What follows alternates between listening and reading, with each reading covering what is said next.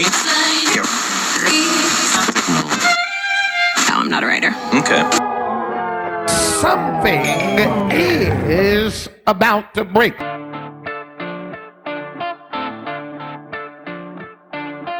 Hello, friends, and welcome to episode 100 of the About to Break podcast. I cannot believe that we are here. A couple years ago, I had the idea to sit down and record conversations with artists and entertainers and really get to the breakdown of breakthrough. What does it look like when you're trying to break into an industry before it breaks you?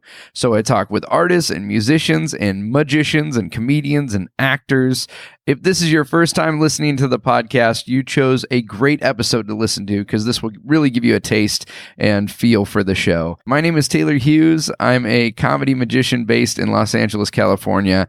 And over the last couple years, I've just taken microphones with me on the road and interviewed friends and artists all over the country who are just trying to do what they love and pay the bills in the process. I want to thank all the producers of the show, everyone who's been part of what we've got going over on Patreon. Thank you for your continued support. If you want to check that out, go to abouttobreakpodcast.com, click on the Become a Producer button, and it will take you over to our Patreon page, and you can see all the cool stuff going there. And a huge thank you to everyone who's been giving us 5 stars on iTunes and sharing, rating, and liking everywhere you listen to this. It makes a huge difference. Thanks for spreading the word, and I'm so grateful that you would join me on this journey. All right, enough talking from me. Let's kick it off. This is a best of the first 100. This first clip features Mallory Moy, an amazing actress and artist. This is from episode 18. Hope you enjoy it. I'm the youngest of 4. Okay. And I was totally just like you as a kid. I was the peacemaker and the smoother over and everybody's fine and we're all going to be,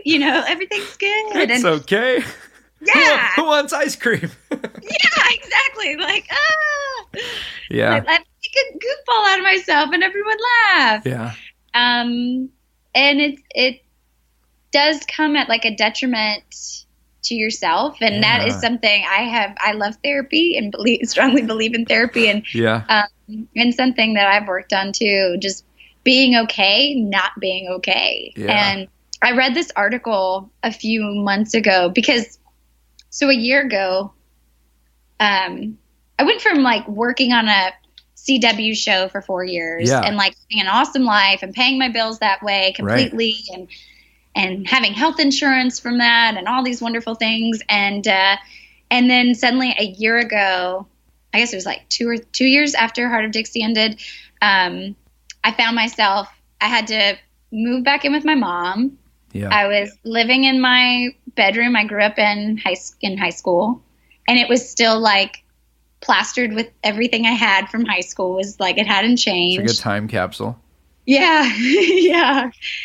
And I started working as a server again, and it was a very humble. And I mean, this has been my life this whole past year, and it's been a very humbling experience. I'll have people come into the restaurant I work at and say "Oh my God, you look just like this actress." I'm like, "Oh, wow." You look familiar. No, I don't. I know. You're trying to pitch him. Maybe you have a cousin that you think. No. Please don't recognize me. No, because I've made the mistake of going, that's me, and they're like, oh my gosh, where's my sweet tea? Oh man. You're oh, Mallory. I mean, I'm telling you, Taylor, it's. And there's days where I'm just how is this my life, Yeah. And then now we're on the podcast and my agent just calls and I booked a role on a new pilot, crazy. So, I mean, you just never know what's going to look like. And I keep saying the universe is just giving me more character. This next clip comes from episode 9 with one of my favorite magicians of all time, Mark Kalin, talking about the importance of being bad in order to get good, finding places where you can experiment and play. Check it out. I think it's really important to perform as much as you can, any opportunity, and you've got to find an outlet to perform also where the stakes are not too high. Because sometimes if everything's really important or you're getting paid a lot of money for something, oh man, you're going to gravitate towards the safest route, which is what you do as a professional. That's why you're being paid. But you also need the ability where the stakes are lower, where you can be experimental and you can fail, and it's not going to be the end of the world. You've got to, if you're not willing to fail, you're not going to reach that level you're shooting for. I have been so challenged by that lately because, I mean, most of my work right now, about 80% of it is corporate entertainment, which is a good gig, but I can't experiment with certain things like I'd like to. And what you're saying is find a venue where you can do that. What are some things you've done in the past to get out there and explore? I mean, I don't feel like I have the outlet for it that I wish that I did. But I can tell you that certainly, and we've been very careful with it, but the Magic Castle, right? It's 21 shows, but they're very sensitive, and rightfully so, about magicians coming and experimenting. Right. As there has been a certain abuse of that, of people like trying out material that's not ready. They've really turned that place around when it comes to making it a quality experience, quality in restaurant, quality in the performers. Right, yeah. So you got to be very mindful. But when we're doing a week at the castle, we bring out all the best guns. We do everything we can do, but we try to save one little part that's insulated. Yep. All this other stuff, and get 21 shows and be really proactive. Don't be afraid to ask people you trust. Hey, will you come and watch the show? Can you give me notes? Do you mind coming and see the show again? I'm going to try that line you said that I should try. You might find it funny, but I spent a good part of today with a local newspaper here in Reno and Googling online, trying to find where there are some open mic nights in Reno. Yep. Because I have some stuff I want to try. Ginger and I have some stuff we want to try that is really experimental. Yeah. And it's not going to fit in even at the castle. Right. It's too experimental. And yet it's something we really think could be fantastic. So I've got to find a place where we can not be afraid to be rotten. Yeah. Give yourself the freedom to not have it be perfect in order to get there. And to be really rough and experimental and have fun with it. And I mean, the last show I did was on the Palace Theater on Broadway. Yeah. And now I'm looking for open mic nights in Reno, Nevada. Oh, I love it. I got to ask you, Mark. I mean, the show is about to break, and we talk about the highs and lows. And, I know if there's magicians listening, there's guys right now who are sitting in a one-bedroom apartment that they're barely paying the rent, and they're hearing that over the past few years, Mark Kalin has, you owned your own theater in Reno, you've toured Macau, you just were part of the Illusionist for the past 5 years, which is for people who don't know, the largest touring magic show in history. I mean, doing stadiums. And then you just completed a run on Broadway in the highest grossing magic show in Broadway history. And guys are going, yeah, Mark, it's great to talk about just being yourself. And you got to give us some insight into how you guys deal with discouragement or maybe sometimes where things haven't worked out like you had planned.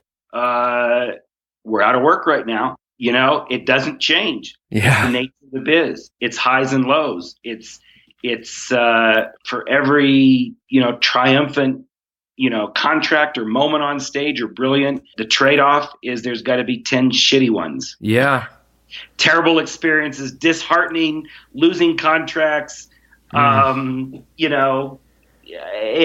never changes. Right. And number one, it's persistence. Ginger and I have been doing this a long time.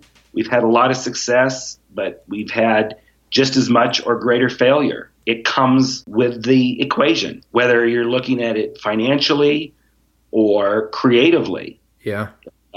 in order to win, you've got to lose. In episode 31 of the show, I sat down with Charles Wills, who was my best friend in elementary school. When we were growing up, I wanted to be a magician, and he wanted to be a special effects artist for the movies.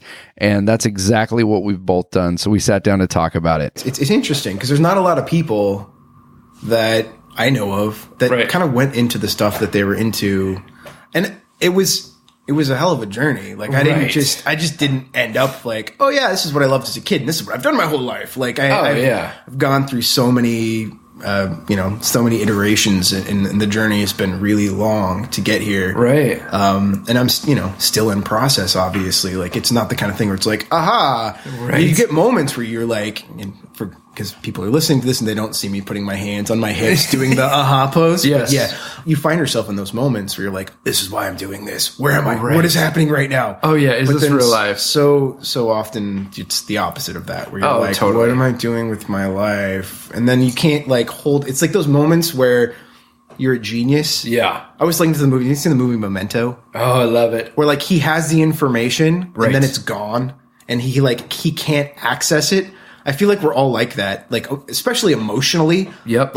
That's me. I have this piece of information and I'm like, this is it. I just got to hold on to hey, look at I don't like anything anymore. I can't hold on to that thing. And it's really, it's hard. It's weird, man. I think it's an artist thing. It's definitely, there is this thing of you're constantly getting opportunities that are great, and they're the ones that 2 or 3 or 4 years ago you wish you had. Oh yeah, but then you get the thing, and then you want something different. Yeah. That is wild. It is interesting that both of us have kind of ended up in the path that we originally wanted to start. But yeah, like you said, it was a big twist. I mean, I worked at a church for years and years, and right out of high school, what was your first job? Oh, we're going to the first job. This came up at work the other day. I don't even remember why. Baskin Robbins. Yes. Across from APU. Scooping ice cream. That's right. For a while. Making a lot of those. What do they call what's the drink? Cappuccino Blast. Cappuccino Blast. Those things were deadly, man. Dude. You'd always see some middle-aged lady who came in her workout clothes thinking she's being healthy.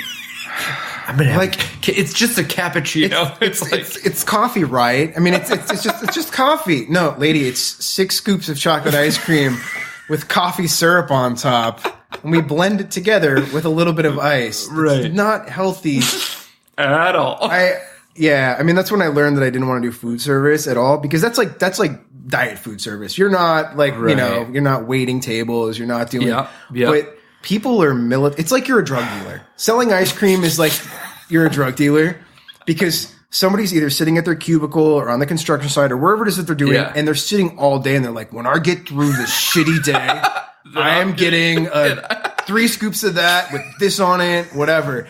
And that's it, man. That's the thing. Bro. And it's not like ice cream is this thing. It's not like high-end drugs that you can't get everywhere. You can literally go to any store and just get vanilla ice cream, anything. Dude, I have a confession. Oh no. I have a confession. So a couple weeks ago, we're hanging out with my family, so my wife and our 2 kids, and then my sister-in-law and her 2 kids. And we're at a restaurant. Here was the plan. We're going Taco Tuesday. Yeah. And then we're going to go get dollar scoops at Baskin Robbins. Woo! And it was the last day they were doing it was like a big deal. For some reason in my mind, I was like, this is we're going to remember this. We're going to have to make this is a Clark Griswold dad moment. Kids, get in the car. We're getting scoops. We're going to have to honey, take a photo. A scrapbook page, And this is going to be the one that has all the stickers that say super dad. And So in my mind, I was like, this is going to be awesome. So we go and the kids have an argument during dinner. Oh no. And the moms out of nowhere, both of them, they looked at each other. They locked eyes and they were like, no ice cream. And I was like, what? as weird as and infantile as it is, I had looked forward I'm not fighting with anyone. I was a good boy, so why don't I get ice cream? Exactly, bro. And that's why I straight up got pissed. Afterward, I was like, what is wrong with me? Flip the table. One of the best things about doing this podcast is it's allowed me to meet some amazing people I wouldn't have connected with otherwise. Mark James is a great British magician who reached out to me a little over, maybe a year and a half ago now. Said he enjoyed the podcast and that he would be coming to the Magic Castle. So I invited him to sit down for a conversation. And since that time, we've become fast friends. We talk on the phone literally, I think, every day or every other day. So enjoy this clip from episode 61 with Mark James. And sometimes, you can be doing a show and you think that it's going terribly and you come off and they're the shows where people go, wow, that was great. Yeah. 'Cause there's no set reaction to magic. Right. I heard a podcast with Luke Jamay, the mentalist Luke Jamay. Yeah. He said the most perfect line about this. He said, I hate when people applaud a trick because all they're saying is, I accept the successful conclusion of your theatrically pre-planned novelty. It's such a perfect sentence. And it's true. And I've heard podcasts with other magicians recently that go more in line with this as well. And it's that the truth of the audience reactions is getting huge applause and reactions is what might get you booked again. They're good for the booker, but right. They don't necessarily mean a great magic show. Right. Like, it's funny, I remember sitting backstage at a venue once and talking to the entertainment manager of the venue, the place I was working. And I remember a guy being out front, and he was a magician. He was on before me. It was like a variety night. He was a magician, and he was doing 20 minutes, and there was complete silence, then applause, then complete silence, then applause, then complete silence, then applause. And in his 20-minute show, there were like 6 times that the audience really clapped, and otherwise they were silent. And I thought, as a comedy magician, if that happened to me, I'd have died. Right. That show is death. Yeah. If they clap 6 times in 20 minutes, that's a bad show. Oh, yeah. But if you just go out as a magician and they clap 6 times in 20 minutes, that's a good show. Yeah. You don't have to be necessarily funny. I think that the trick to dying is to not look like you are. The trick to dying is to not look like you're dying. Because the audience they might not realize. They don't know that it's going that badly. How many times have you seen an act go out on stage and be like, hey, what's up? And do his first line and get a bit of a laugh. And then they go, hey, let's all hold hands and contact the living. Or, they do some sort of line that admonishes the audience for not giving them enough. And you think they might be having the greatest time. Right. And just because they're not going wild, don't make them feel bad about it. Just keep doing your thing. Yeah. Keep doing your thing with positivity and as if you're having the great time yourself. And maybe that'll be the show that is like your big, that might be the thing. That might be the show that breaks you and they go, that was great. And maybe the show when you cue the audience to applaud 12 times and you do all of the classic techniques that make the audience react. Is maybe nobody really liked it. Probably one of my favorite singer-songwriters of all times is Tyrone Wells, and I was so excited to sit down with him for episode 7 of the podcast. So here's a clip from my conversation with Tyrone. I remember reading this one article about Bono and how he's playing, they play stadiums. Yeah. But he would still be pacing backstage, worried that no one was going to show up. Isn't that weird? Or I read an article about Radiohead and the guitarist was just losing sleep and really paranoid that no one was going to like their record that was coming out. Isn't that great? Yeah. And it's Radiohead. Yeah, it's Radiohead. And who cares what they do? It's Radiohead. Well, Jay Leno, when he did the Tonight Show for 17 years. Yeah. And to this day has he's cashed them, but he hasn't spent one dime that he made on the Tonight Show. Because he would still do stand-up 4 or 5 nights a week. So he'd film the show, he'd get on a plane, he'd go to, New Mexico, do a club, and that was the money he lived off. And when people ask him, why didn't you spend any of that money? I mean, millions and millions of dollars. He said that he spent so many years on the road not knowing if he was going to have enough money that he's like, I know it's ridiculous. I know I have more money than anyone can need, but I can't get out of me that starving artist mentality of... So he's still all of his cars, all that stuff. That's from road work. That's from doing corporate gigs. That's awesome. That's really cool. He's got all the Tonight Show money just sitting in an account. As an artist, you always need another gig. Right. This is one thing I wanted to talk to you because having an audience really helps with that. It's different from when you're performing. I mean, like a wedding band. Right. They don't have an audience. Mm-hmm. And this is where I'm at as a performer. I don't have an audience that comes to see my show. Most of my work is corporate. Right. So I'm like the surprise, but no one came to see the act. So it's one of those things, if I'm always, as an event entertainer, I'm always needing someone else to call me to hire me to work for them. Right. So what would you say to artists who are like trying to get from a point of being a great band who maybe jumps on someone else's shows to trying to develop an audience for themselves? Yeah, I mean, you did it through colleges. Yeah, colleges, coffee shop gigs. I think music is unique in that obviously, people can take a piece of you home and just keep reliving what you do. I like that. And if you're not, I feel like the most important thing as a songwriter is always going to be, this is so basic, but people miss it. Do it. The song. So I'm looking at this sign. If you don't want this out there, we'll take it out. It's supposed to say 10,000, by the way. 10,000. He's got a sign on his door in his studio here. It says 10,000 hours. This is where you set yourself apart, not the stage. Yeah. It's all about the song. Yeah, it's all about the song because you could bang your head against the wall and play a million shows like I did at college campuses across the United States. And at this time, are you doing all originals or are you doing a mix of originals? Almost all originals. Okay. Throw on like one or two covers.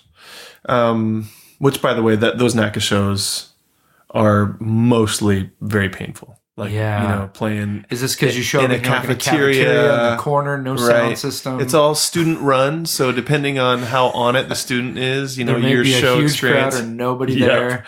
I played shows to 5 people on that tour. But it was a guaranteed paycheck, right? So not knocking NACA, I think it's pretty cool. I think comedians and magicians probably do better because people are like, oh, I could take in some magic, or I could go laugh. But when it's music, it's like, I don't know what that music is. It's it's harder if you don't already have a fan base to draw a crowd.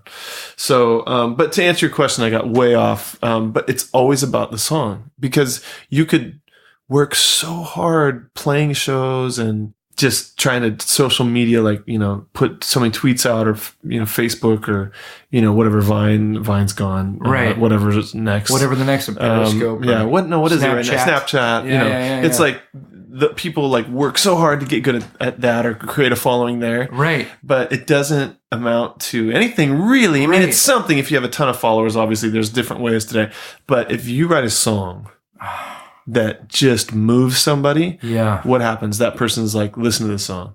Yeah. It's like if you are having a tough time drawing a crowd, you need to go write more songs. This next clip is one of the first clips I pulled when I started working on this episode. Eddie Firth was a stranger to me when I first met him. He was dressed like a Blue Man Group guy. I was a magician. We were crammed in a limo for a commercial shoot. You have to listen to this episode 5, to hear the whole story. But here's a clip from that conversation. Eddie and I have become best of friends. He is like one of the greatest dudes ever. We've launched a show together. And I love that on this episode, we talk so much about kind of his hopes and dreams of getting into TV. And as I'm recording this, Netflix is finishing up the edit of his new Netflix series, Historical Roast, that's going to be coming up. This is one of my favorite quotes from the podcast of all time, talking about done is better than good. People look at that and go, I want to create art like that. Like, I don't want to perform unless I can do 30 minutes and I get to do this introspective piece. And it's like, you know what? Unless you're going to go drive 2 hours to do a bar mitzvah, you can't only want the Netflix special. You have to want the 2 minutes over here and everything. The reason he could do that is because for 3 years, he went and did every opportunity he could and worked out this bit in every environment. You know what I mean? It's like... Do you know the other thing that hits me about stuff like that? What's like up? About a movie or about a Netflix special or an hour set that you did? Even a Shakespeare play. Yeah. That's someone's best attempt to get what they saw in their head out. And as a fan of those things for the longest of times, I just assumed like that was the ultimate final product. When in actuality, now that I'm creating myself, I'm like, oh no, like what you see, you might hold as this gestalt, this perfection, this thing. No, that was just my best attempt that day. Yes. It's still wildly flawed in my opinion. I did the shows in October. Yeah. So much editing I did the night after where I was like, flip that joke, place if I this would here. have I just had this conversation with my buddy Micah because I grew up playing guitar. Mm-hmm. And I still play guitar from time to time. I am not a guitarist by any means. You're self-expressive and you're creative. Yeah. Playing guitar is the same thing as doing a magic trick. It touches the same thing in us. And I was talking to Micah because I said I would get so frustrated playing because I could hear it in my head. Like I could so perfectly hear, I want to do this, but I could not translate from my mind to my hands to get out what was inside of me. You know what I mean? Like I didn't have, and the only thing that was missing was time, was practice, was the ability that came from just doing the thing you don't like enough to where it becomes the thing that you feel like is art. Except Jimi Hendrix, what he was playing still wasn't perfection. Look, maybe guys like Jimmy and Miles Davis have their moments where like Kind of Blue is going to be the standard forevermore. Oh, yeah. But that doesn't mean that that's exactly what he intended it to sound like the whole time. Whoa. Right? Like The Dark Knight is a quote unquote perfect movie, but that doesn't mean Christopher Nolan hit every beat that he wanted to. That's what came out at the end. So many people stop themselves from creating because of that fear of it not being good enough. What took me a long time to learn is that done is better than good. Oh, man. Dude, say that again. So long. It took Say me, that again. High school, I didn't know this. Oh, my goodness. Done is better than good. And that's how a movie like Beverly Hills Chihuahua 2 gets made. There's two of those motherfuckers. There was a sequel because someone finished the script and someone else who's waiting to write their script is like, I got to make it perfect. No, you don't, because someone else is finishing something. They're sitting in their apartment watching Beverly Hills Chihuahua and going, I've got this art, but this crap's being made. And it's like, they finished it. And they went, did the work. They just did it. Probably one of the most influential people in my life over the last couple of years as far as mental health and even thoughts on like the future and spirituality have been a guy named Bob Goff. If you've listened to the show, you know that I have kind of an interesting church experience growing up and spent years as a youth pastor and left that. And I just love this dude's philosophy on life. I love that he lets love kind of guide his direction. So here is a clip from episode 60 featuring New York Times bestselling author Bob Goff. People will become whoever we tell them they are. Yes. That's why we look for people to be pointing in positions of power towards the horizon and saying beautiful things about sunrises or sunsets. And then when they disappoint us, then we stop looking towards the horizon. And I think it's beautiful when we get together with people that we can point to something. I'm not just saying be really squishy and, sit in circles and make friendship bracelets. I'm saying like point towards beautiful things in your life and others. And with your humor, with your comedy, with your stories, point people towards a better version of themselves. And it's going to take some vulnerability. It's going to take some self-disclosure, and not about the awesome things that happen. Sometimes there'll be a bad thing. I'll give you an example. Yeah. I got malaria. I've been to Africa, I bet 40 times. I never take the malaria meds. And I got malaria last year. Yeah. Almost killed me.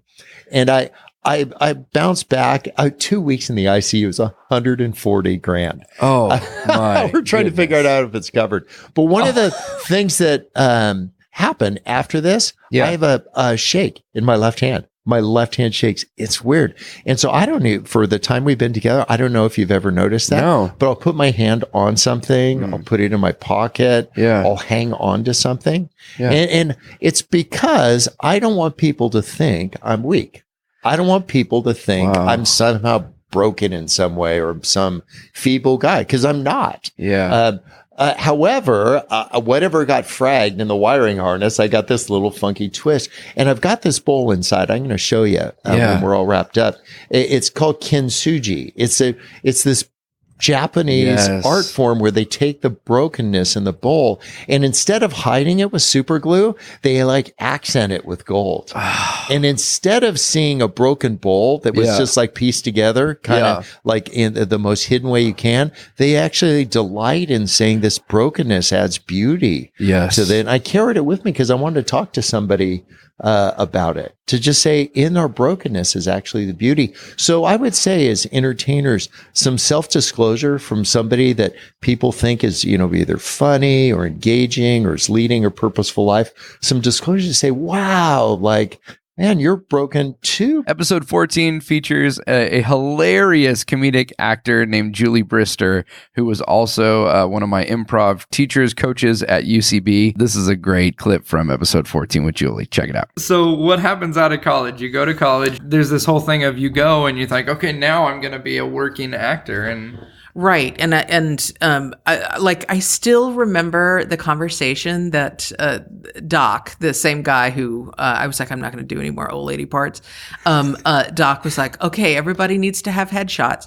And so I asked my friend Doug to take some black and white photos of me, out in his field. Yeah. And he took like these photos. I was like, I'm going to turn these into headshots. Yeah. And I tried to, and like that never worked. And I didn't get headshots in New York until I'd been there for about a year. Okay. And then I got some great ones. I got them with Arthur Cohen, who at the time was the guy you go to for headshots. Yeah. And then I just had like a huge stack of them that just gathered dust. You're like, I'm gonna need 5,000 headshots. Yeah, I did. I had so many. I think, and I spent a mint at that time. This is like 1989, and I think this is before. I think I spent $300 on my headshots, and that was like crazy.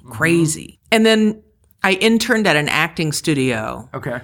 This is in New York? In New York City. And then when that internship was over, I still worked for the woman who I worked for in the internship. But it was more, I was taking classes, but I was like, is this one acting classes are really like it was a really fruity, really weird, inaccessible kind of methodology. Shady, or like this is really the way they thought would teach people, like Mr. Miyagi stuff. Like okay. Well, why am I washing your car? And not even. I was doing stuff like that. Okay. Like I was doing like stuff for her. Her philosophy that she had creaed, and oh gosh, I don't think she's ever going to hear this. I'm not going to call her by name. I'm sure she doesn't listen to my podcast, but she created this thing called BioArt Theater Laboratory, and it was about the combination between the theater, acting, and science. And I was like, what? I did not understand it. And like whenever I'll still go, she has a website, I'll still go look at the website and I'll look at their mission statement and I just fog out. I was like, I don't know what any of this means. I don't understand. And I'm a relatively intelligent person. I just don't understand this bullshit. I love that she threw science in there. Yes, and she's in Paris now. Like she lives in Paris, and so like they're eating it up. But I was in this acting class. Science of acting. We would do a seated meditation before class, and I actually really loved. Yeah. And we would all sit in this circle, and she had a great voice, and she'd be like, "Imagine there's a golden root system growing from the bottom of your feet to the golden core of the center of the earth." And then she would say one day, she goes, "Okay, everybody, breathe through your left foot." And I died. And I'm like 22 and I'm in this class with like people who are a lot older than me. And I'm like dying laughing. And they're looking at me like, why aren't you breathing through your feet? Something that totally stands out to me as I've been having so many conversations with artists is that nobody's path is the same. You can't compare someone else's journey to yours and or make assumptions that everybody's path is going to go the same way. In episode 97, I recently sat down with comedian Jason Collings, and he talked about his intro into stand-up comedy, which is nothing less than completely unique. You just knew, this is something I could do. When I tell you this story, other comedians get so angry. Do it, man. I always preface it with, this is not how it works. This is just my story. My buddy's like, I'm working with this guy. He's stand-up comic. You got to meet him. That guy was Joe Coy. Wow. So I met Joe Coy, and him and I ended up immediately getting along, and we just became buddies. I mean, I've been doing stand-up for 13 years. I think I've been friends with Joe for almost 20. Wow. And I was always telling him, I want to do this. I want to do this. And he's like, all right, hey, you should do it. You should do it. Yeah, I think I could do it. Yeah, you should do it. And see, when I was like 32 or something, my father got diagnosed with cancer. And, he fought it for a while. They gave him like 6 months to live. He lived like 4 more years. I mean, he went into this blind study that ended up working, and he went into remission for a year. He was just like, we're going to do it. Oh, he was a fighter. Yeah. And then it came back. And when it came back, he was just tired. He said, I'm done. And we're like, ugh. And I knew he was going, and my father and I were super close. Yeah. And subconsciously, I wasn't even like, this is why I'm going to do stand-up. I needed something to keep my mind busy because the martial arts business was the thing that I did with him. So when I'm there all day, it reminds me of him. And it was rough. So I was always talking to my buddy Joe about wanting to do comedy.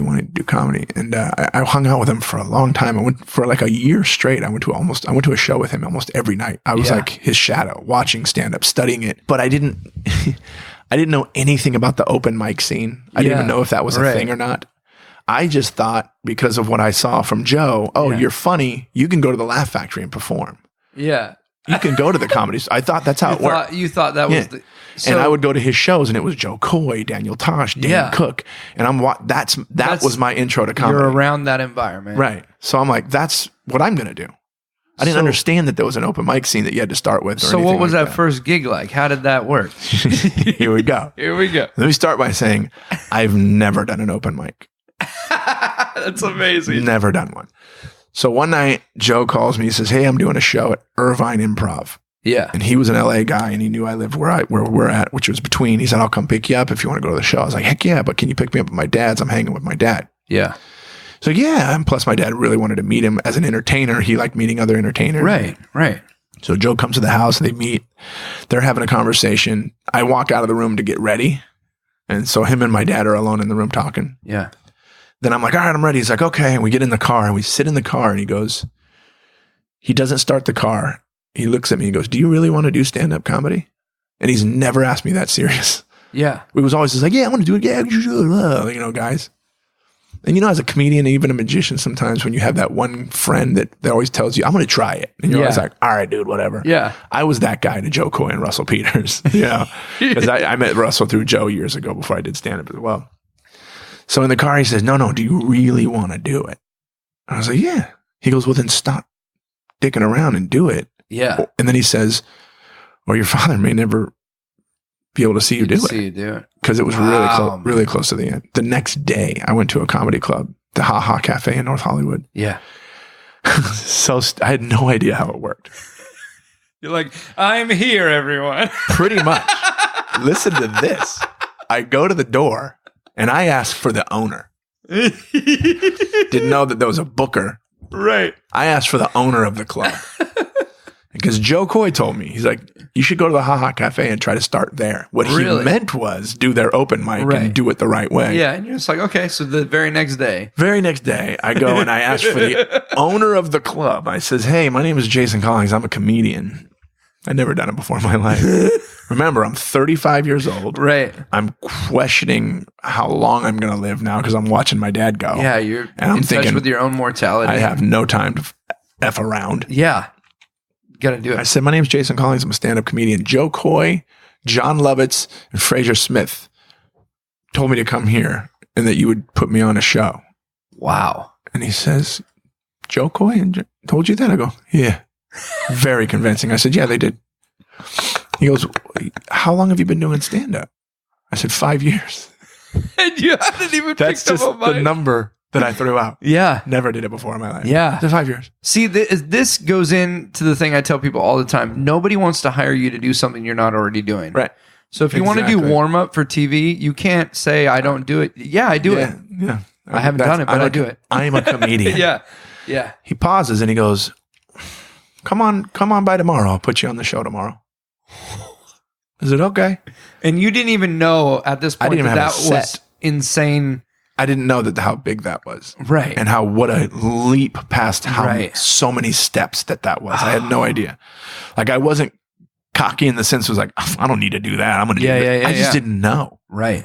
Another person that I met through doing the podcast is Dan Snyder of the band Paper Lights. He's become one of my best buds and just a brilliant artist. We talked in episode 13 about their desire to record a unique album, and that album is now out and available. Everything is Sound is available on iTunes, a couple different volumes of it. It's amazing. Let's let them talk so you can hear about this album and what they wanted to do. Give people a little bit of a picture. What is this tour all about? You guys released your first album, was it March of 2016? Your first full length, right? Our first full length album, and it's the first time Josh and I just worked on one together. Yeah, solo kind of, and we've included a lot of different friends over the years in the band idea, and played a lot of shows and even a tour with different people till we kind of settled on doing it this way. And so we just released a full length last March. We pretty much toured solid since last March. We had the holidays off, and then this year we wanted to do something a little different. And so we decided that to be extreme about it, we would just record our next record from our van. And then somehow that became, well, let's do it in places that we love. And it was like, well, where are our most inspiring places to us? And that became the national parks. And one thing led to another. And now we're sleeping in the desert for 9 days. And it's kind of weird. So wait. How long from when the idea came out before you decided we're going to go jump in a van and go live down by the river and record it out? Oh, yeah. It's that bad. We were on tour last year, and I started cooking on this one, and I was like, man, how can we just spend more time outdoors? Because like our days off, we spend, usually going on a hike or exploring a waterfall or doing something outdoors anyway. It's just kind of what we like. And I don't know, I think we've talked a lot in the past about kind of in the same way that a method actor would just practice, living in a specific situation for a while. Like we thought we're scoring films and doing some commercials and stuff, and these basements that we run our studios in aren't really all that inspiring. How do we get out and actually be inspired by an environment? So I think that's what led to the national parks thing. And I don't know, the van took months of me just researching everything that was available in the whole country, really. And so we're on a very tight budget, obviously, and wanted to make it work anyway. So I think probably about 7 months from the time we conceived of it to this last week when we started the first leg of the tour. Episode 85 features a great conversation with Dionne Woods, also known as the Turquoise Iris. She's an amazing artist and had some incredible things to share on the episode. I want to reach out and say, sister, make a mess. Yeah. Like when you were 5 years old and you were still making messes on the paint board, or you were in kindergarten and you were mixing colors, and you know what? It almost came out poop brown, but it doesn't matter. Right. So before your teacher started saying that's not, grading you, and your brother started saying that's ugly, or before all of these rules were placed upon you to just create, get back into that. I have a coaching group online. I have over 300 women that I coach, right? And it's my Creative Connection. And I gave these ladies a challenge, finger painting, because I finger paint flowers. Like somehow I have found a niche and I love it. Yeah. But I tell them, get a canvas. I want you to play. Yeah. Don't think about selling it. Don't think about doing anything with it other than taking your blue and your red and your orange and playing. Because we forget when we go through school and we get A, B, C's, D's, we forget how to just be and stop with the grades and comparing ourselves to the kid next to us. Right. We forget. And so it's time that we take it back. It's time that we take back, okay, I made a B on that, but it was stinking good. Like that was pretty because I loved it, right? I loved it. And it's valuable because of the experience you had with it. And I see this with comedians and musicians and stage performers constantly, where we create something and we're so excited about the thing we created. And then you go present it to someone and you live or die by their judgment of it. Right. rather than going, no, it's beautiful because we created it. It's, I'm never going to be more happy when I show someone a painting than when I make it, or when you know what I mean? When you write a song, when it clicks, you're never going to feel more joy because someone else gave you approval than you do just knowing the process. Yeah. And being in your element and doing what, you're creating from your heart. I still remember the night that I drove to the Sunset Marquee in Hollywood and sat down to record this over martinis with my buddy Christian Pascal. He talked about the curse of being a musician. It's terrifying to me that knowing that I can't do anything else. Like, what happens, 9 years down the road, I'm 40, 14 down the road is 45, whatever. Yeah. And you're not old yet. You actually have quite a bit of not just your life, but your professional career ahead of you. And it's like, okay, have I made the right decision? Because even now, just a little bit down the road, I look at my peers, my friends that I grew up with or that I went to school with, and I'm like, okay, you went to school, you graduated with this degree, you started building this position in whatever industry you're in. And I, at that point, right now even, would be difficult for me to not that I want to, but should that be the quote unquote B plan, backup plan that I jump into? I can't, I don't think I could do that. Right. And so that's a terrifying thought in a way, to know that in 9 years, not that far away, really, if you think about it, I'll be 40, for example, not old, but I'll be 40. And it's if I don't keep up with this trajectory, then whatever. And then when I'm 40, I'll be 50. It's the curse, man, because it does something to your head. Without being spooky, calling it a curse, it's just a good way to describe it. I just call it the curse because it's because it's what you're cursed with. It's I like doing music, but I could never play.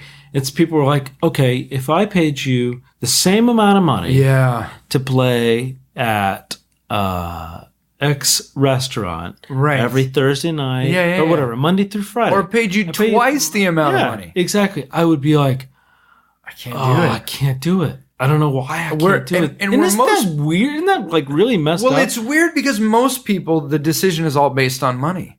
Right. So it's I just got to clock in at this desk and I'm going to make 120 grand a year. It's I couldn't do it. I could not do it. Yeah, that's a really bizarre thing. It is weird. That's actually the best way to put the curse. You can say, Christian, you can play at Houston's every night. You 3, 4 hours. They have that iced tea that's not tropical, but not regular. It's got that little, there's a little, it's but it's a little, it's something special. No, it's something special, Yeah, I like Houston's. And you get all that iced tea you want. I love Houston's. Yeah. I hate to say it. And it's just a 3-piece. It's, and they got a guy on the upright bass. And, exactly. And no offense to those guys who are doing those gigs. I don't know. I can't do it. Now, I don't want to creep you out if this thought hasn't entered your head. All right. But right now, you're doing pretty darn good, man. No, I know. No, I'm saying, but here's what I don't want to creep. But does part of you go, what happens when this is over? Yeah. What happens when this gig is over Every day. Now I'm back at a banquet room every day, mixing monitors every day for some guy on a keyboard every day. And that's fine, but all the time. Keith Urban's bass player, Jerry, we were all talking about new artists and being in a band for a new artist in country music. And he basically started talking about, he had gone out and played with Dixie Chicks. So he had been with Keith with a band called The Ranch, which was, my impression was mildly successful, but didn't really take off. Okay. And then Jerry went and played with Dixie Chicks for a time when they were at their height. They were the hottest. It was wide open. All the spaces. Wide open spaces. Wide open. Wide open. They had all the spaces open. He was there when that thing happened with that guy named Earl. Remember that? Exactly. Yeah. Yeah, that guy. Poor guy. God rest his soul. Moment of silence for Earl. For Earl. Okay, we're back. They poisoned him. So anyway, Jerry was playing with Dixie Chicks, and then that ended, and he said for 2 years his phone didn't ring. Oh my god! So you go from playing at the time, the hottest thing in country music, right? In I mean, they're huge, right?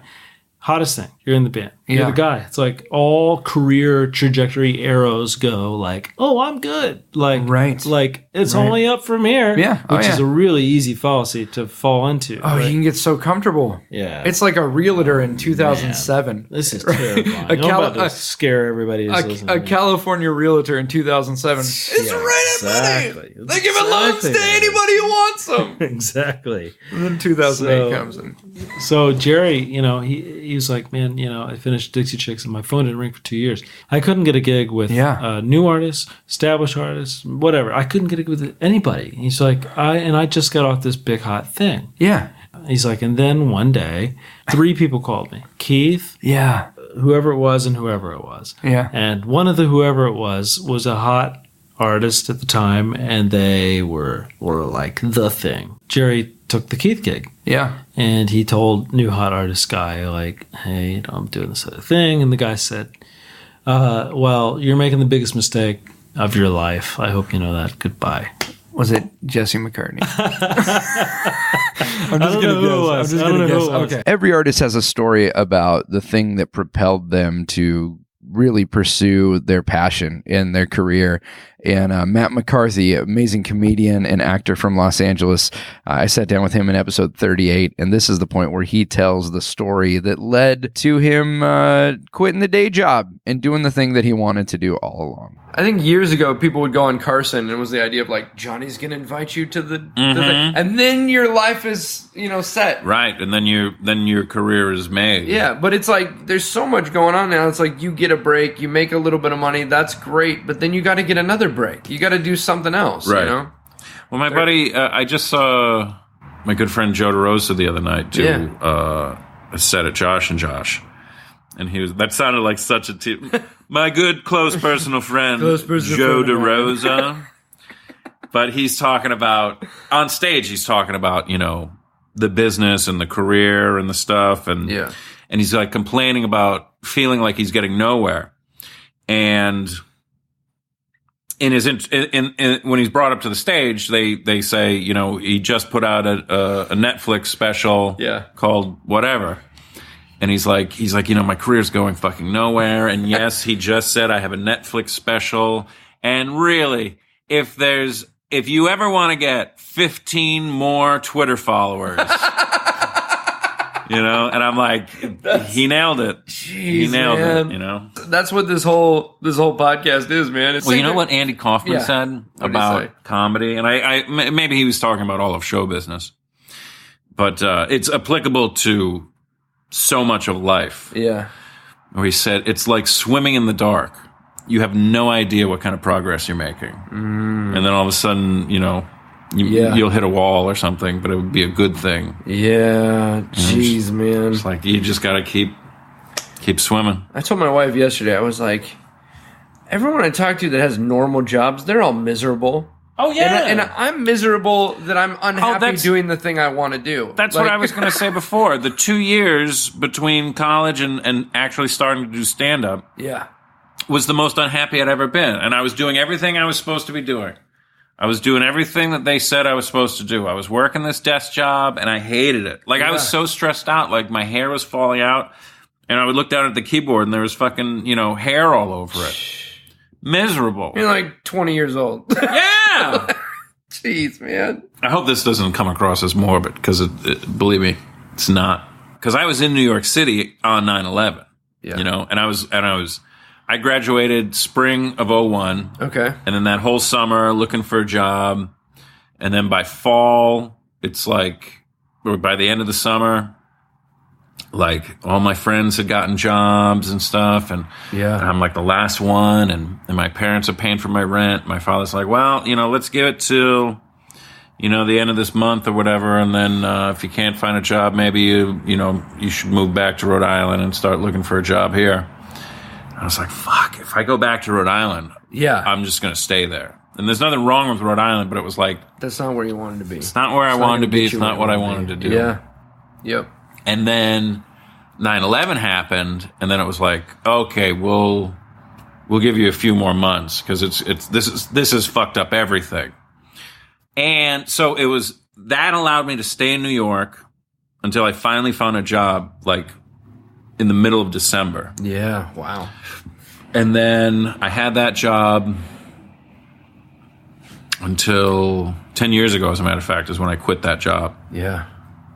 And then, so I started doing stand-up summer of 2003. So then there's basically 4 years of working at comedy after hours. And then I finally gained enough momentum that I was able to quit the day job. And then I've just been doing comedy since. Yeah. But like the two things, like I was able to stay in New York and keep finding a job because of 9/11. And then it was such a fixture in my life that it was like I remember once the first anniversary when it was like September 11th, 2002. Yeah. I was like, I can't believe that was a year ago. I can't believe I'm still sitting doing this fucking shitty job. And I'm like, time is precious. Life is precious. I'm like, I need to be doing what I want to be doing. Yeah. This next clip is from episode 12 with my cousin, Obi Hughes. Obi's a very talented and renowned tattoo artist and incredible musician. He talks here about the importance of having kind of a mentor and someone to point you in the right direction. He worked with Corey Miller of 6 Feet Under Tattoos, which is now 3 blocks from my house. But Corey really kind of took Obi under his wing when he was first starting out and showed him that it was possible to do the thing that he wanted to do. Check this out. He was like, man, you should quit that bank job, man. You're an artist. And that was the first time anybody had ever really told me that. Well, here you go from giving up music in high school because you thought you couldn't make money at it. Yes.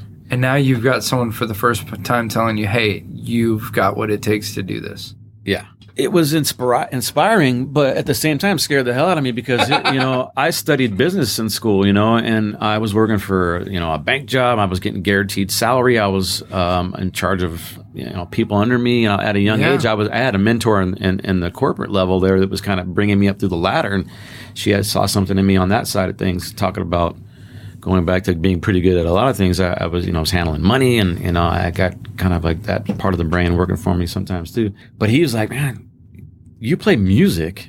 You're an artist. What are you doing working out of the damn bank? And I was the guy that at 22 rolling into the bank on my Harley in a suit, So something didn't make sense, but one of these things is not like the other. Yeah. One of these kids is doing his own thing, And so he's like, man, you should quit. I said, hey, I got people I'm responsible for. I've got rent. I got bills. I can't just quit and hope that I can make money tattooing. And at the time, I was like, come on, man. I don't have a clientele. I don't have a portfolio. How am I going to make money? He's like, oh, don't worry about it, man. You'll be all right. You'll be right. So I said, all right, if you want me to do this, then I got to actually start making money. Like the learning process, because he basically had me watching him every day, all day, every tattoo. And I would set up his station. I would make, needles for him. I wowould sterilize things for him. And he was teaching me the old school apprenticeship, And I really, to this day, I appreciate what he did for me.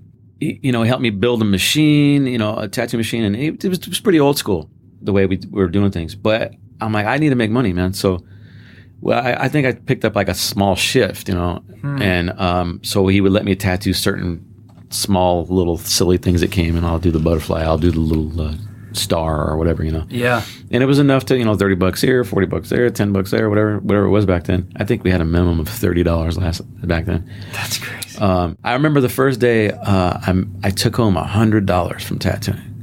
I was like, holy hell, I just made $100 doing art. This was in the early 90s, so $100 went a little bit further than it does now. Yeah. It's probably more like $250 now or something, But I'm like, I just did that making art. I go to the bank, I'm in charge of like 8 tellers, $1 million in cash, all these responsibilities on my shoulders. Like if I screw up, I'm gonna get fired. Yeah. And I was making like less than that after take home taxes and everything. I would take home $80 at the bank. I'm like, wait a minute, this is making sense here. So that was it, and he kind of pushed me that way, and I never stopped. So next up, we have episode 42 with Michael Rayner, one of the craziest, funniest, most variety-driven acts I've ever seen.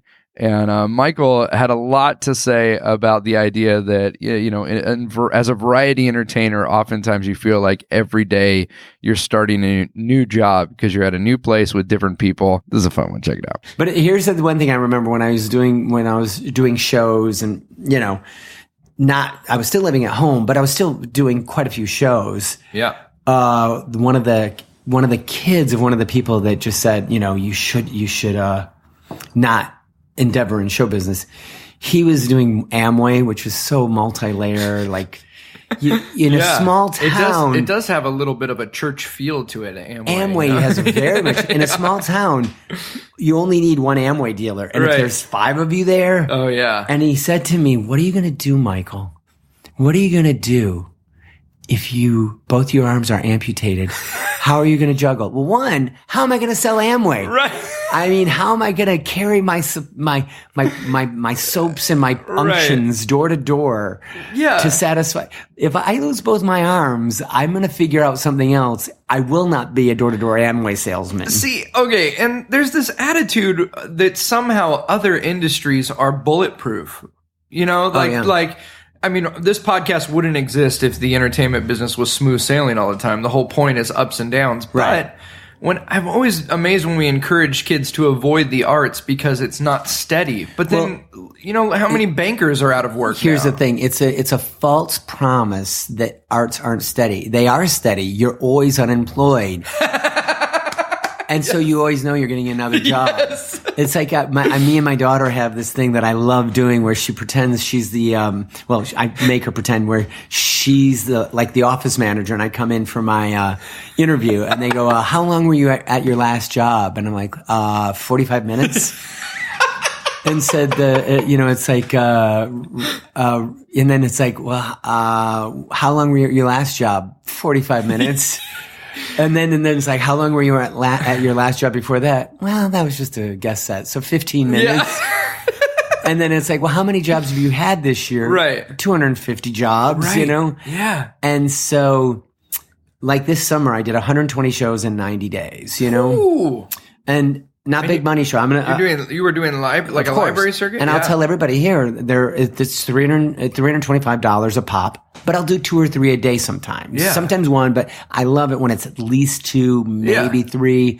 You get up in your own bed, sleep in your own bed, and you've made $1,000, which is great. Huge. Yeah. And so that's the thing. We're always unemployed. So the fear of unemployment doesn't reside with us. Yeah. Bobby Hartree has been incredibly supportive of the show. Not only is he a great friend and an amazing songwriter and musician, but his company, Cat Beach Music, has been a great supporter of the show and provided music for us throughout the different episodes. So this is a killer episode, one of my favorites, episode 27 with Bobby Hartree. And here he's talking about a gig that he was so excited to get, but as often happens in the business, sometimes things don't end up like we expected. Are there some projects where, I know this is something I deal with, but the challenge of there's that moment you get the call or the email and you immediately go, wow, this could be big.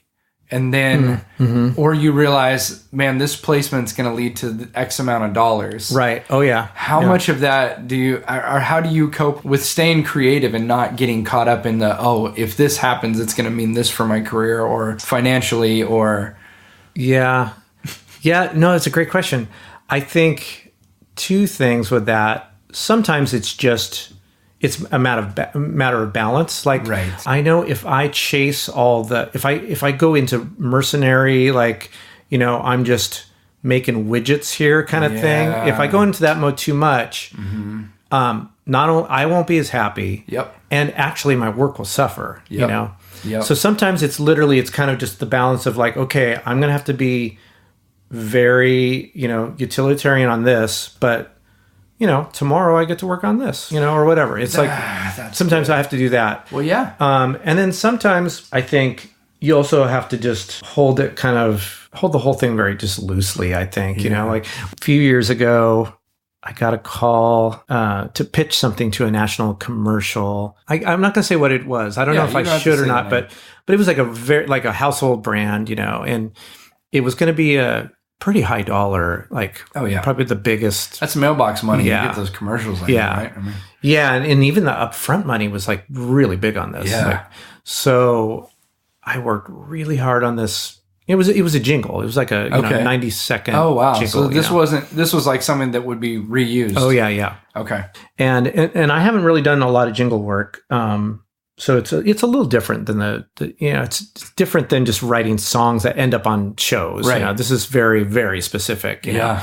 It not is specific in the time. Literally it had to be 90 seconds, and then there had to be a 60-second version of it. Okay. And it had to hit, we got the commercial, the video. So you're having to write to film and hit at certain points. Literally, at this one scene, when you see the actual product for the first time, it's got to explode and just get all big, and it's got to, and it was a summertime campaign, so it's got to be really happy and right. And they're not thinking in 4/4. No, no, not at all. So you're I gotta. Yeah, no, that was actually challenging. Yeah. Anyway, so I worked really hard on it. I got kind of obsessive and kind of manic about it. And part of it was the challenge of it. Part of it was chasing the big pay on it, And so we submitted it, got back some notes, and they're like, oh yeah, this is great. What about changing da da da da da da da? And what was hilarious was I thought this thing was pretty epic already, by the end, it's just there's timpani drums and there's sleigh bells and big ahs and violins and guitars. And it's just the big, psh, and they're like, yeah, it needs to be bigger. Yeah. What?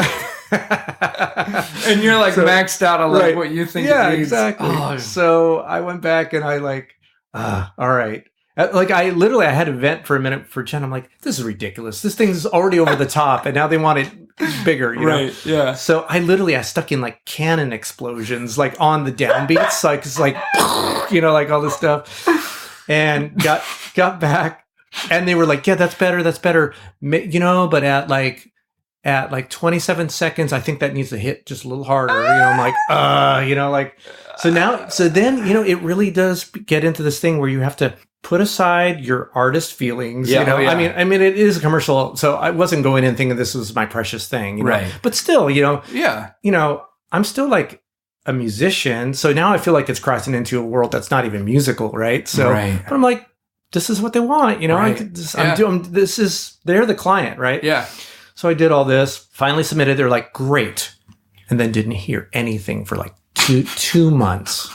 Nothing for 2 months. I'm like, what the? Yeah. And it was literally it was a 24-hour turnaround. So I'd worked on this thing. Oh yeah. Stayed up way too late, whatever, got it turned in. And then I'm like, really? And I'm just going to wait for, 2 months. Yeah. So finally after 2 months, we just kind of checking in, hey, and they're like, oh yeah, we went with something else. Oh my God. Every time I record one of these episodes, I have big takeaways, things that I'm challenged by. Stephanie McBain is an incredible director.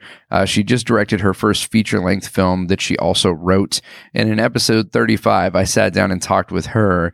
My big takeaway was her work ethic, and that the more you work for something, the more you are going to love it and appreciate it. So you thought acting was your thing, and then you had a taste of directing and were just like, I want to do this. It just fit, It was it was a perfect fit. And I asked my professors, how do I become a director? And they were like, well, it's the same catch-22 of Hollywood. No one's going to give you something to direct until you've directed something. Yeah, right. So you kind of have to write something and direct it. So now I, looked into writing classes, and then I wrote my short film, and that's how I got started. And then I actually wrote this feature film that we're doing too.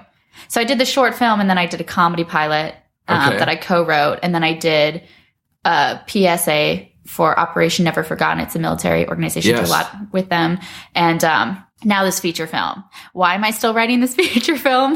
Because, I've had, on the independent level that we're at, you really have to get a bunch of people to start believing in you. Yeah. And even though you have a project to show them and you have things that you're capable of, sometimes it's just not in the budget or, writers or anybody has this big idea of what they think their project is, and they want the $1 million budget to go with it. Oh, yeah. And it's just not realistic at my level. Yeah, there are, and that's the thing too in this industry. There are so many opportunities, but they're not, you hear the story of I was in the frozen food section and they pointed at me and said, you're going to be a star, but that. Oh, I wish that happened to me. Every single day when I went to LA, I was like, it's going to be so easy. I'm only going to shop at Gelson's. Yeah, right.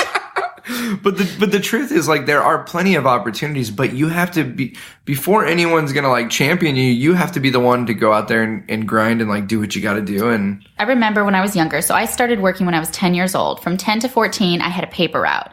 In all 4 seasons of Wisconsin. Was this like on a bike, or were your parents driving you, or how did you? My parents would drive me most of the times. Like Wednesday, I would come home from school. Every Wednesday, I would come home from school. I would roll 144 papers, and I would. If it's raining, you have to put them in bags. If it's not raining, you just wrap them with a rubber band. And my mom would come home from work, and she'd pick me up, and she'd drop me off, and I'd go around the block and come back into the car to load up my bag again. And then occasionally in the summer, if things got busy, I would have to bike out there. Can't really do that in the winter, but all 4 seasons. And I mean, it's like not a lot. Like I think $8 a week or something. Yeah. And then 1 week a month, you had to roll a magazine with it as well. So that was just heavier, and you had to do double the work, like double the loads. Anyway, I had this job because I wanted to buy a video camera. Okay. And do you remember what camera it was? I still have it in my home, in my childhood home, and it still works, but you have to plug it into the wall, and it's got the cassette tape things. Yeah. You can't. I don't even know if like you can play those mini anymore. DV things or whatever. Oh, they're like this. Yeah. Oh, yeah. Okay. They're bigger. Yeah. Than you would expect. But I remember wanting it, and my parents were, they could buy it for me. Yeah. They didn't. They were like, you need to. If you want it, you have to go work for it, and you have to buy it. So I saved up all my money, and eventually I bought that camera. And I think that's why I still have it to this day. And I remember, talking to my parents later on in life about that. And they were like, we could have gone out. We could have bought it for you.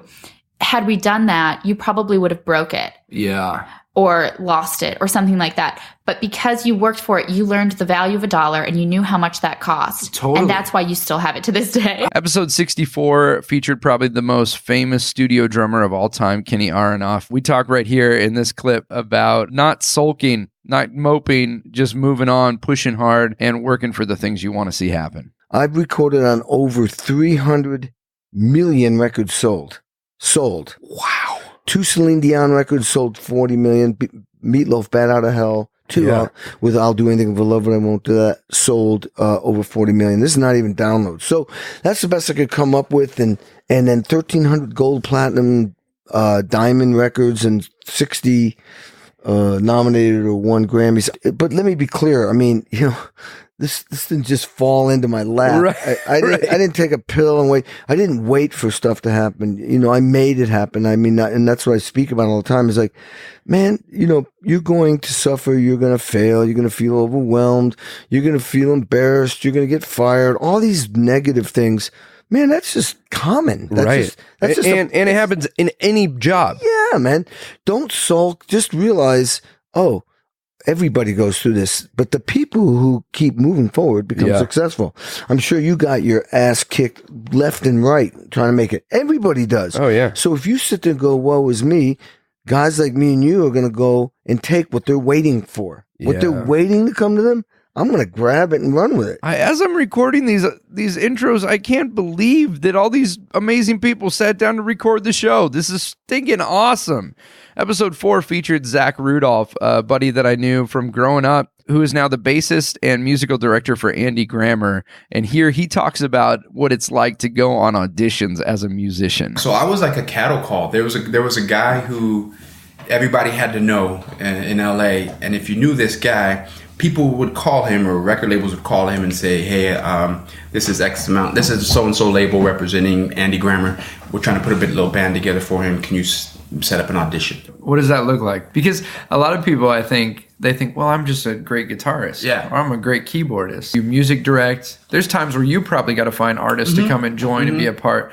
What have you seen, like some of the biggest mistakes, or like what's the best thing someone could do coming into an audition? Man, again, something that I wish I learned sooner was to realize that whatever they're looking for, it has kind of nothing to do with you. Like they have something in mind already from the jump. Before you even show your face, before you even play a note, they already have something in mind. And if you can think about it that way, then it takes all the fear and all the stress out of it. Yeah. You just do what you do, and then they like it or they don't.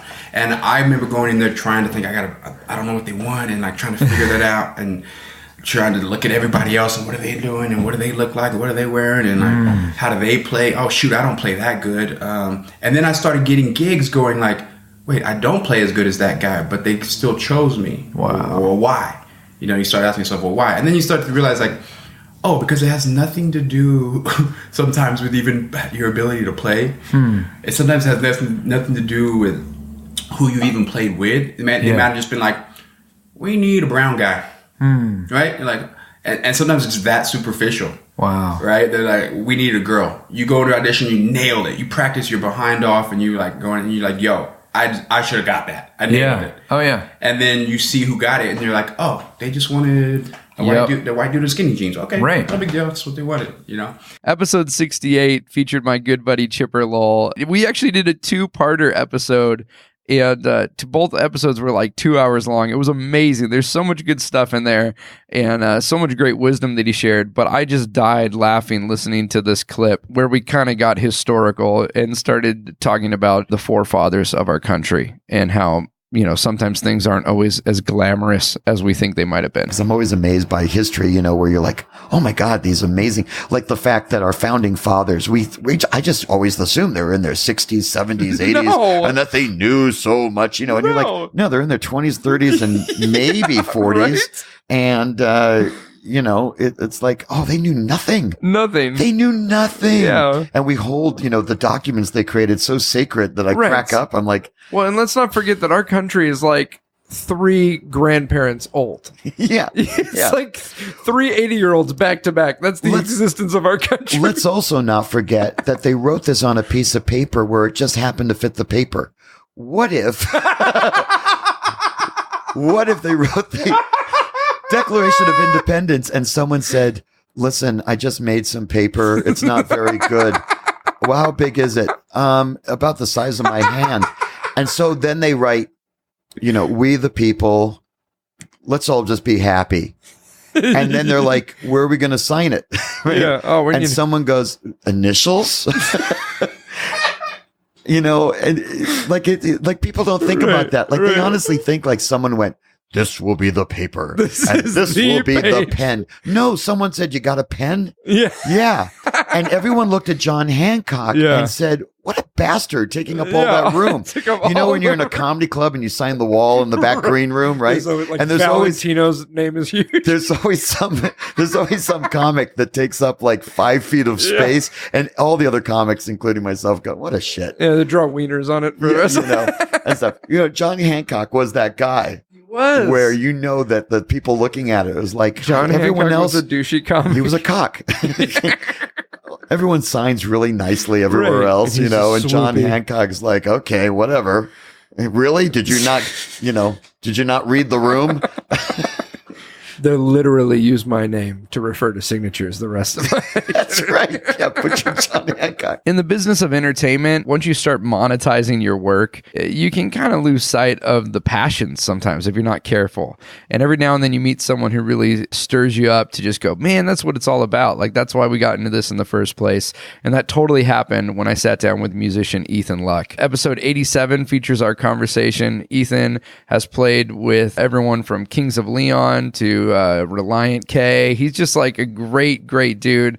And recently he kind of ventured out to do some solo stuff, and he talks about that here. Such a great episode 87. Check out this clip. I've been doing solo music for a couple of years, and like I have no expectations that I'm going to be huge. You know what I mean? Like I do it because I love it, and if there's a few people out there that dig it, then great. So cool. And you know, if it became a way for me to make money as a solo artist, then amazing. That would be incredible. But I've just been doing it long enough now where, you know, it's easier to not get let down anymore. Like, yeah, that's like, you know that is going to happen eventually, you know, but yeah, if you want to start a band, play locally, have fun. Like that's how everyone starts.